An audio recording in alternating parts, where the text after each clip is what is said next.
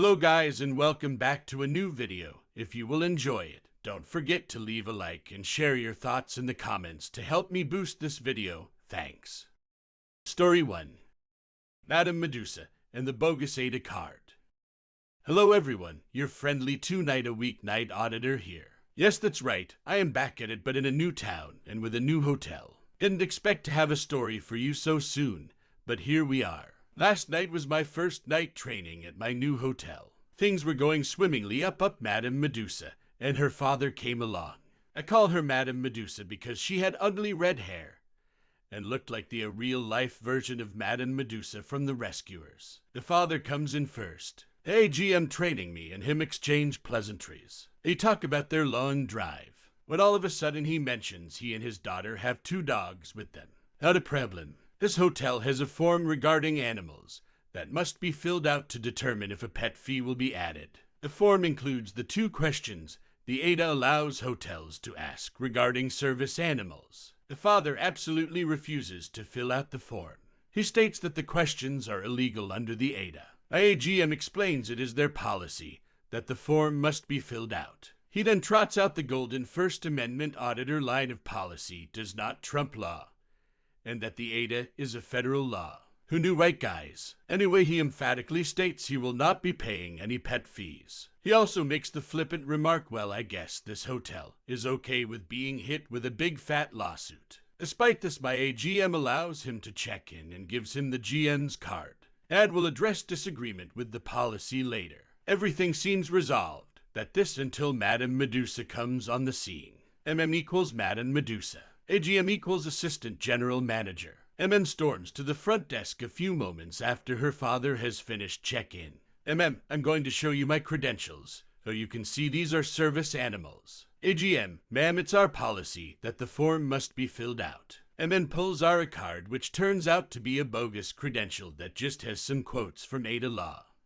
What does that say? Read me what that says. At this point, she now has her phone pointed towards the AGM's face. I am recording this. Continues to insist that a GM read what's on her bogus card while the AGM tells her she does not have permission to film her face. Suddenly, turns to me at a back table studying new audit reports like Tiny Tim and asks, can you read this? Apparently, she doesn't know how to read. I decline, and then sees she's not getting anywhere with AGM and starts stopping away to her room when she suddenly flips around and says, you will be fired. Apparently that was the last straw for a GM, and she informs Dad and that she is refusing their business and was canceling and refunding their reservation. And Dad start say they will refuse to leave and are calling corporate and will file a lawsuit. AGM calls the cops and and Dad are trespassed from the property. in her rage left her bogus a DA credential on the desk. As the cop was leaving, I stop him and state might want this back. AGM apologized for this happening on my first night. If only she knew of all my past tales relayed with you all. Story 2. It's always a good day when you deny someone a refund due to their misbehavior. When catching up on recap emails at the beginning of my shift yesterday, I read something interesting from the St. Patty's Night Audit recap. Around midnight, the auditor gets a call from some guests who have had enough of the neighbors blasting their TV at full volume, along with children making animal sounds throughout the night. Tells the guest he'll let the noisy neighbors know to pipe it down. Before he could even tell the overnight security guard to go up there, gets a call from the noisy neighbor, who will call Noisy Nancy, claiming that someone was banging on her door at an unreasonable hour. Then tells the troublemaker that there was a noise complaint against her room, and they all need to pipe it down several notches. She repeatedly insists they haven't made much noise, but agrees to quiet down for the night. As for the banging on the door, that was the guest who initially complained, as they were beyond frustrated with Noisy Nancy and her spawn. I then notice a direct reply to Na's recap email from one of the front desk managers. The noisemakers storm to the front desk ready to check out a day early, demanding a full refund for their experience. They are informed that only the second night would be refunded since they're checking out early, but the charge for the first night would stand. She proceeds to check the group out, and, surprise, surprise, Noisy Nancy booked through a third party. Management then contacts the third party to authorize a refund for the second night, but insists the first night will not be refunded. And that's the end of it, right? Run. Yesterday, while working PBX, I got not one, but 3 calls from Shitspedia on behalf of Noisy Nancy. Since it was almost the end of my workday at that point, I wasn't 100% clued in as to whether or not a refund would be issued, so I transferred the agent to the director of rooms each time, who gave the same response, no. Noisy Nancy and her little crotch goblins chose to misbehave that night, so that means no refunds, no rain checks, no soup for you. Story 3. No card for incidentals. I am not a FD worker, yet I work in a conference and event center. Today I was at a lobby of an upscale chain in a college, tourist town in the northeast waiting for a MTG when I watched something so many of you have described ... and I felt your pain. It was awful, but the whole time I was thinking, it's just like Reddit. A man came to check in. He handed his ID to the FD agent, who then confirmed his booking was for a prepaid reservation through an online site Booking for 2 nights. He then asked the customer for a card for incidentals. This was the conversation that followed. See, I already paid with my CC. FDA, yes sir, thank you. I just need a card for incidentals. See, I paid online. It covered the tax too. FDA, understood sir. We put a $75 hold for incidentals on the card, but release it when you check out if you do not use it. See, I just want to use the same card that paid for the room. FDA, absolutely sir. If you just scan the card right. See, I don't have the card. You have it in your computer. FDA, I see sir. Unfortunately, I need a physical card. It can be a different card if you do not have the original form of payment. See, I already paid you. It covered everything in taxes. FDA, yes sir. As I explained, the room and taxes and fees were covered under the registration you paid, but this. See, no, I've been here before and never needed a card. I asked corporate about it. FDA, sir, I am sorry, but that is policy, and I am unable to confirm this registration without a card. This continues that way back and forth for another 2 minutes until the C says, I am done talking to you. Get me a manager. With his hand up in the FDA's face. FDA calls manager, informs C he is coming, and would he be so kind to wait next to desk so FDA can help another customer while waiting 5 people in line at this time. Agent number 2 doing his best. See, no, I'm waiting right here until we fix this. FDA just smiles wearily and answers phone and not convinced someone actually called lol. Manager comes down and same conversation ensues. Over and over. The manager then offers to cancel the room without penalty. See, so I can just use that at another hotel. Manager, no sir, we canceled it, but Booking will refund you. The speed of that is up to them, but you will need a card to check in anywhere else so. See, I'm going to be homeless because you want to charge me twice. You guys are $$ holes. And storms out. Manager and FDA do their thing in computer. Manager leaves. 10 minutes later, phone rings. FDA answers and appears to be explaining the same thing. I thought maybe the Booking website. Nope, it seems customer has had a friend call to try to get a different answer lol. FDA agent, I swear this young man has the patience of a saint, goes through it all again. And Booking calls it seems and wants to know what happened lol. This is all happening right around 4 p.m. Check-in time. Finally, he finishes call. I walk up to him and ask, have you ever been on the Reddit group Tales from Front Desk? He bursts out laughing and says yes, he has. So if that FDA agent sees this, you were amazing and I could never have had the poise you did. People are crazy, though the lobby guests hanging out got a show. Story 4. There can only be one reason someone from a call center, or rather a call center, is asking for my GM at 1:30 a.m. So it's 1:30 a.m. here at the goddammit. I hit tab and enter and Reddit refreshed and wiped my draft in when ring. Me, thank you for calling the GDI in. This is Rin. How may I help you? Caller, call center noise in background. Hello, whom am I speaking with?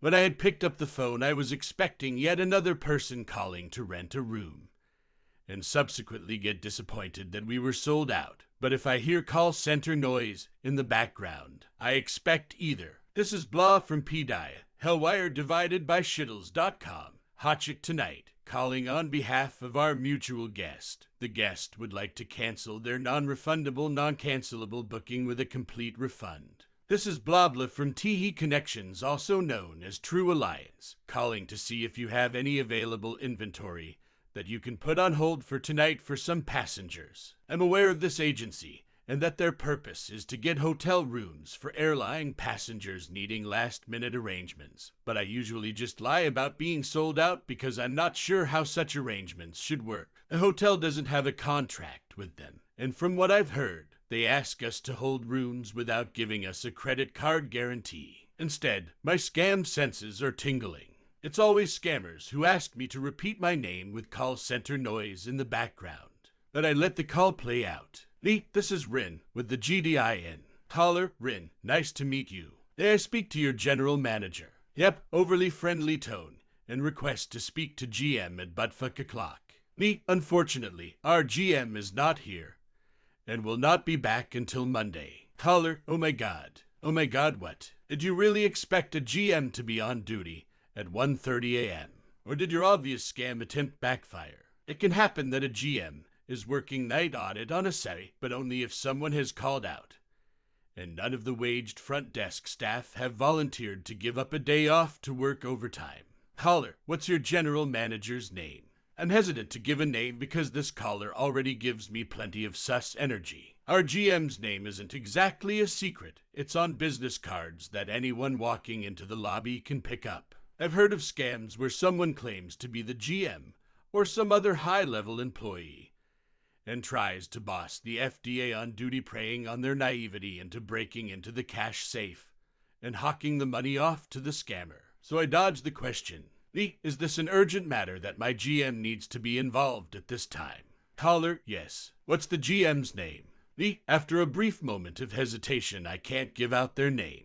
And they hang up. I probably should have asked them to identify themselves so I could get the satisfaction of hanging up on who was most likely Mr. Patel. Teldor, suspicious person from what seems to be a call center, calls at 1:30 a.m. Asks for my GM, gets upset that hotel GMs usually don't work weekend overnight shift, hangs up after I refuse to give a name. Story 5. Motel Trafficking. I worked at a motel for a bit before moving back to my hometown. I usually did the evening shift, meaning I'd go in at 2 and leave at 10 each day. I saw so many things during my time there, but this story takes the cake. For reference, this was a motel with outdoor access to the rooms. The owner of our motel also owned the other motel that was next door. The manager over there, Martha, was an older woman who worked the same shift as me. She was always willing to help me out when I needed it, which was major as this situation. At the start of my shift, the girl who worked the morning shift told me about how this guy staying in one of the first floor rooms for the last couple of days had been making her feel uncomfortable. He had extended his stay again and paid in cash. He apparently only paid in cash and never left a card on file. Later, one of the construction workers that was staying with us for a few weeks for a job came down to the lobby with some concerns about a room on the first floor. He said that the guy was smoking a joint outside of the room and asked him if he had wanted some female company for the night. This worker was appalled and said absolutely not. He came to report it to me. There was no concrete evidence of anything at the time, so I let him know that I would keep an eye out and report this to management right away. I texted my manager, and he asked me to keep him posted if this happened again, but would kick this guy out in the morning regardless of if anything else happened. A couple of hours later, housekeeping had wrapped up and I was the only one running the motel. This was something I had gotten used to, but it just added to my anxiety this day. It never felt safe being a 22-year-old woman running the show solo, TBH. When things settled down, I decided to take a lap around the outside, grabbed the cordless phone, and started walking. Everything was normal until I got to the room that was complained about by the worker earlier. As I'm walking by the door, I suddenly hear the sound of someone's whole body weight being slammed against it. It scared the life out of me, and I may have screamed a little. I looked over at the window and saw someone had pulled the curtain aside and was staring at me, a kind of malicious stare that screamed say nothing to no one. I immediately walked back to the lobby and ran into the storeroom behind the desk and locked the door. I panicked and called Martha next door. I explained what I had been told by the worker and what had just happened. She told me to stay put and that she would call the cops. Not long after, I stepped out of the storeroom and watched as 2 cop cars pulled around the building towards the room and one pulled up under the lobby awning. A cop came inside and let me know that they were handling things. I heard a loud crash and some commotion from outside. I stepped outside with him and watched absolute chaos. The police had kicked down the door and 4 of them had rushed in. A couple of moments later, they come out with 2 guys in handcuffs and 2 teenage girls. In the room, they had found drugs stashed everywhere and a couple of guns. The girls each looked bruised and one had a black eye. Turns out these guys were PNPing these girls out and selling drugs from their room. A number of guests stepped out of their rooms to watch what was going on. I ushered a bunch of them back into their rooms while the cops did their jobs. The worker I had spoken to earlier came up to me and one of the cops and confirmed that one of the guys being arrested was the one who propositioned him earlier and that he had done the same to some of the other guys on his team. The cop assured us that they would put these guys away and that they would contact the girls' guardians. I don't know what happened beyond that. Martha had seen the cop cars from her lobby window and ran over to check on things. But she confirmed everything was under control. She put her arm around me and walked me away as I was shaking. I worked there for another month or 2 before moving back home. This memory is burned into my brain, and I'll probably remember it forever as the craziest thing that I've ever witnessed. Story 6. Why don't you start acting like a human and give us a room? It's not my fault you don't want the room you booked through the ODA. I can't do shit when you book through a third party like an idiot. A family comes in late that night, probably around 11:30 p.m. Mom, Dad, and 2 young kids probably around the age of 5 or 6. Nothing out of the ordinary. They booked a prepaid non-refundable reservation through a third party. Ugh, whatever. Checked them in and they went up to their room. They'd booked a suite, which is a queen bed and a pull-out sofa bed. 20 minutes later, they all come back down with their shit and say that that's not the type of room they booked. They booked a room with 2 queen beds. I said sorry, that's what came through on the reservation, and I can't change anything on a PPNF reservation. They'd have to take it up with the company they booked it through. A lady said she needed 2 beds. I'm supposed to have 2 beds. 2. There are 4 people here. Use your common sense. Why would you put 4 people in a room that only has 1 bed?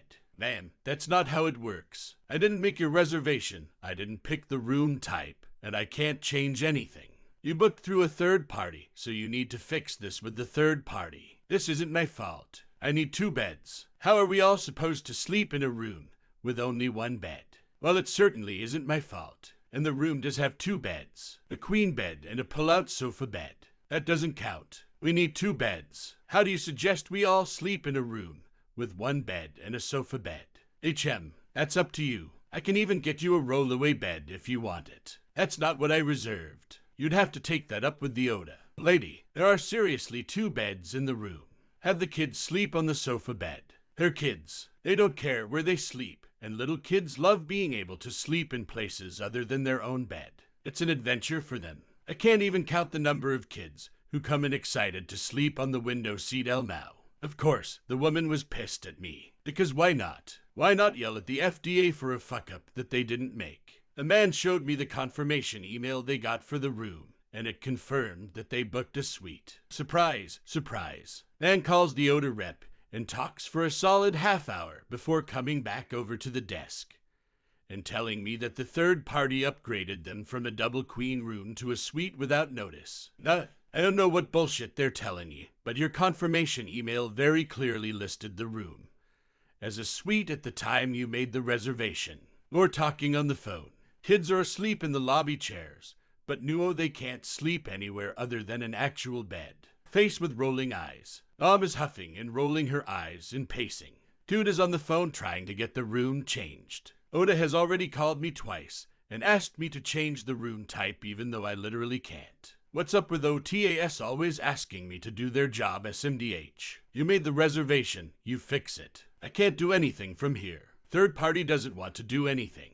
They're getting more money from a suite than from a double room, and apparently don't want to give it up. I'd already told the man that his best bet was to make a reservation on the spot and deal with the third party later on.